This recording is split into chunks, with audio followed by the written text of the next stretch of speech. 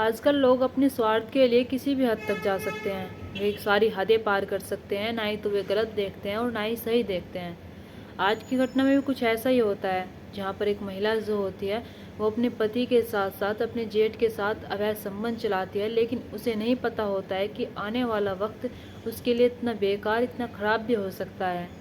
और यही नहीं, वो अपने पति को छोड़कर उससे शादी भी कर लेती है, लेकिन शादी के बाद उसके साथ फिर कुछ ऐसा होता है जिसे जानकर आप हैरान हो जाएंगे, सोचने पर मजबूर हो जाएंगे कि आखिरकार ऐसा कैसे हो सकता है। और कैसे एक 40 साल की महिला दूसरी शादी कर सकती है, और कैसे वो सारी हदों को पार कर सकती है। चले तो जानते हैं इस कहानी के माध्यम से कि आखिरकार इस महिला के साथ यहाँ पर क्या होता है, और इसके साथ ये सब कुछ करने वाला कौन होता है, कौन नहीं होता है, जानते हैं हम कहानी के माध्यम से।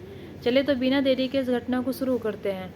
नमस्कार, आदाब, सत श्री अकाल, हर हर महादेव। मेरा नाम रूपा है और आज की ये घटना उत्तर प्रदेश का एक जिला लगता है इटावा, और इसी के अंतर्गत एक थाना लगता है बहलोई थाना।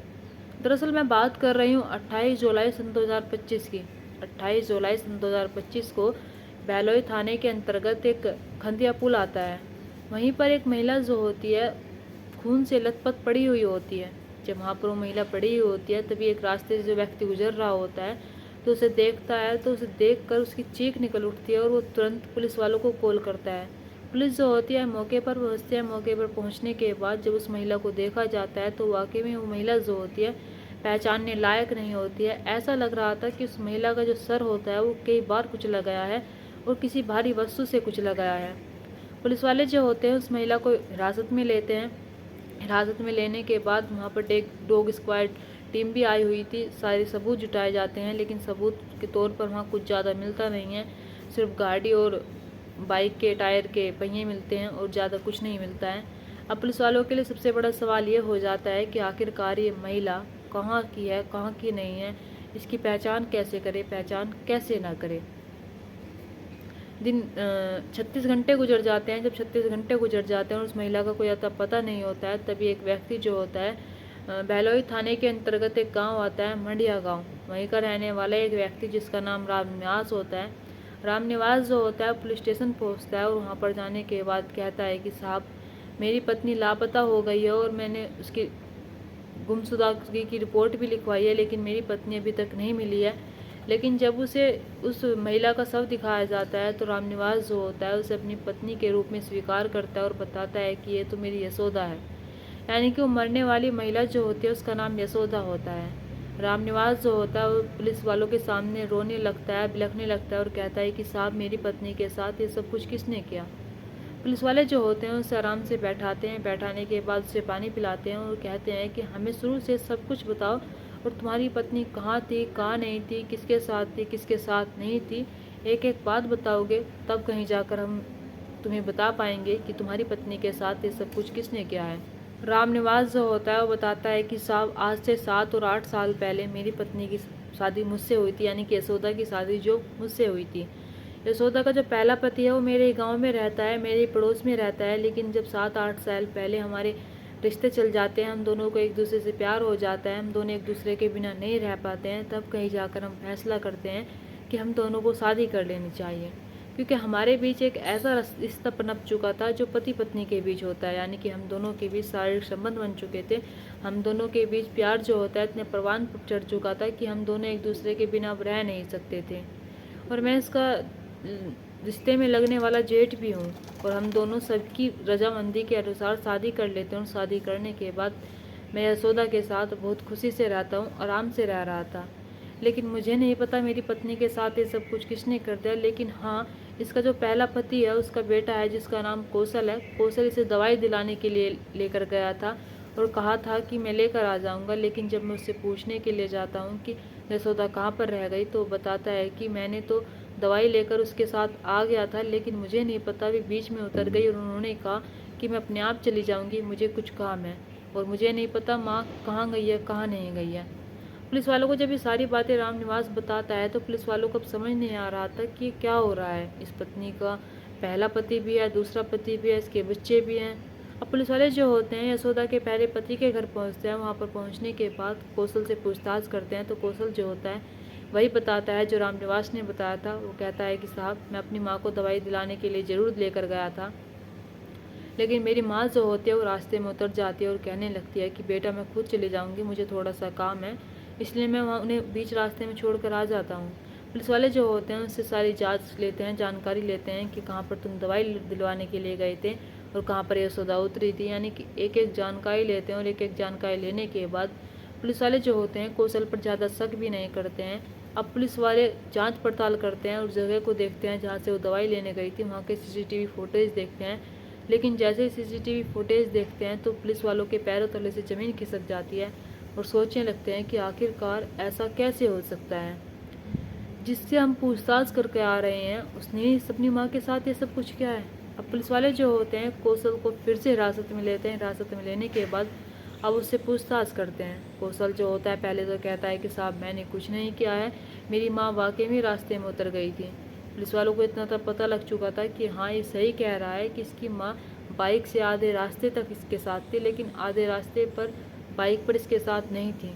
लेकिन पुलिस वालों को एक और बात खटक रही थी। वो ये बात थी कि उसकी माँ जो होती है उसके साथ इतनी खुश नहीं नज़र आ रही थी, इतने अच्छे से ट्रीट नहीं कर रही थी। यानी कि इसकी माँ जो होती है उसके साथ थी तो, लेकिन होने के बावजूद भी वो अपने बेटे के साथ थी नहीं। यानी कि बेटा जो होता है वो गोल गोल कहानियाँ घुमा रहा था, गोल गोल बातें बता रहा था। पुलिस वाले जो होते हैं वे समझ चुके थे, क्योंकि बाइक के पीछे एक स्कॉर्पियो कार भी होती है। स्कॉर्पियो कार जो होती है वो भी बीच में गायब हो जाती है, जबकि वो बाइक के साथ साथ चल रही थी। जब उस स्कॉर्पियो कार का पता लगाया जाता है तो वो कौशल के दोस्तों की पाई जाती है। तो पुलिस वालों को पूरा पक्का शक हो जाता है, पूरा पक्का पता लग जाता है कि सब कुछ उसके बेटे ने ही किया है। कौशल इधर उधर की बातें बनाते हुए जब थक जाता है और पुलिस वाले उससे दबाव से सख्ती से पूछताछ करते हैं तो कहीं जाकर वो टूट जाता है। टूट जाने के बाद फिर एक ऐसी कहानी सुनाता है जिस कहानी को सुनकर पुलिस वाले हैरान रह जाते हैं। कौशल जो होता है वो बताता है कि साहब मेरी माँ की उम्र 45 साल होगी। मेरी माँ की उम्र देखो कितनी सारी हो रही है। मेरी उम्र जो है आज 29 साल है, यानी कि मैं 30 साल का हो गया हूँ। मेरे पिता भी हैं, मैं भी हूँ, लेकिन हम दोनों के होते हुए भी मेरी माँ ने हमारे ही ताऊ के साथ अवैध संबंध चलाए, हमारे ही ताऊ के साथ वो प्यार करने लगी। यानी कि उनका रिश्ते में लगने वाला जेठ होता है और हमारे पड़ोस में रहता है। जैसे ही ये सारी बातें मुझे पता लगती है, उस टाइम पर मेरी उम्र जो होती है 21-22 साल होती है। मैं सब कुछ जानता था, मुझे सब कुछ पता था कि मेरी माँ क्या कर रही है क्या नहीं कर रही है। लेकिन मेरी माँ जो होती है वो कहती है कि मैं रामनिवास से शादी करूँगी और मैं इससे प्यार करती हूँ और मैं इसके बिना नहीं रह सकती हूँ। मेरे पिता जो होते हैं वे उन्हें रोकने की बहुत कोशिश करते हैं, मैं भी रोकने की कोशिश करता हूँ, लेकिन मेरी माँ को बुढ़ापे में प्यार का भूत चढ़ जाता है और वो हमारी ओर भी नहीं देखती है। मेरी ओर एक बार ये नहीं देखती है कि मेरे बच्चे का रिश्ता हो पाएगा या फिर नहीं हो पाएगा। मेरी भी शादी नहीं हो पाई है और जब भी रिश्ते वाले मेरे घर आते हैं अब ये कहते हैं कि तुम्हारी माँ ने तो किसी और से शादी कर ली, हम तुम्हारे घर में कैसे अपनी बेटी दे सकते हैं। हमने अपनी माँ को लाख बावजूद समझाने की कोशिश की, लेकिन हमारी माँ शादी करने के बावजूद उस गांव को छोड़कर नहीं जाती है, बल्कि हमारे ही पड़ोस में रहने लगती है। गांव के जो लोग होते हैं बातें बनाते हैं, गांव के जो लोग होते हैं मुझ पर थूकते हैं। गांव के जो लोग होते हैं मुझे देखकर कहते हैं कि इसकी माँ ने तो इसके ताऊ से ही शादी कर ली, यानी कि इसकी माँ ने तो अपने बेटे के और अपने पति के होते हुए शादी कर ली। इस चीज़ से मैं बहुत तंग आ गया था और 7-8 साल से मैं झेलता आ रहा था, लेकिन 7-8 साल पहले ही मैंने सोच लिया था कि मैं अपनी माँ को छोड़ूंगा नहीं। मेरी माँ ने मेरे साथ मेरे पिता के साथ जो किया है उसका बदला मैं ज़रूर लेकर रहूँगा। एक बार को मैं अपनी माँ को माफ़ भी कर देता, लेकिन मेरी माँ को माफ़ करने का मेरे पास कोई रीज़न ही नहीं था, कोई कारण ही नहीं था। मैं माँ को माफ़ तब कर देता जब मेरे घर बस जाता, मेरे घर में कोई आ जाती, मेरे घर में एक दिया बल जाता, मेरे घर में मेरी शादी होकर मेरे पिता का ख्याल करने वाली मेरी बहू आ जाती।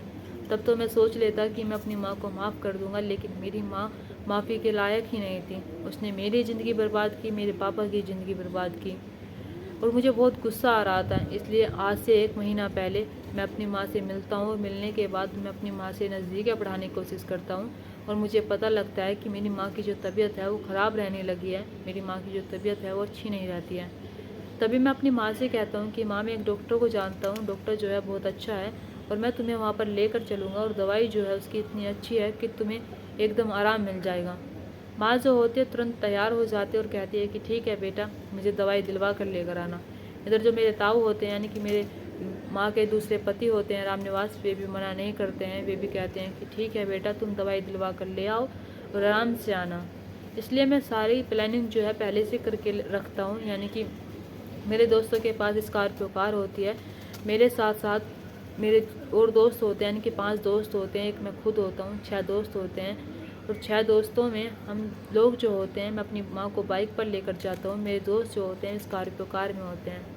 मैं दवाई दिलवाकर अपनी माँ को लेकर तो आता हूँ, लेकिन जैसे दवाई दिलवाकर अपनी माँ को लेकर आता हूँ तभी मेरी माँ जो है उसे रास्ते पर डाल देता हूँ और मेरे दोस्त जो हैं स्कॉर्पियो से उसका सर कुचल देते हैं, उसका शरीर कुचल देते हैं। और 1 या 2 बार नहीं, पूरे 5-6 बार उसका सर कुचलते हैं, उसका शरीर कुचलते हैं। और शरीर कुचलने के बाद मैं सोचने लगता हूँ कि अब यहाँ से हमें भाग जाना चाहिए, शायद ये रोड एक्सीडेंट माना जाएगा। जैसे ही मैं घर आता हूँ, घर आने के बाद जो मेरे ताऊ हैं, यानी कि मेरे माँ के दूसरे पति हैं रामनिवास, वे पूछते भी हैं कि यशोदा कहाँ पर रह गई। तो मैं उनसे कहता हूँ कि वे रास्ते में उतर गई थी और उन्होंने कहा है कि कुछ काम था, कुछ काम से गई हैं और आ जाएंगे। इसलिए रामनिवास जो होता है वो उनका इंतज़ार करता है। वो इंतज़ार करते करते रात भी हो जाती है, हर जगह पूछने की कोशिश करता है, लेकिन रामनिवास को उसकी पत्नी का कोई अता पता नहीं मिलता है। रामनिवास को ये भी नहीं लगता है कि उसके बेटे ने उसके साथ ये सब कुछ किया भी होगा।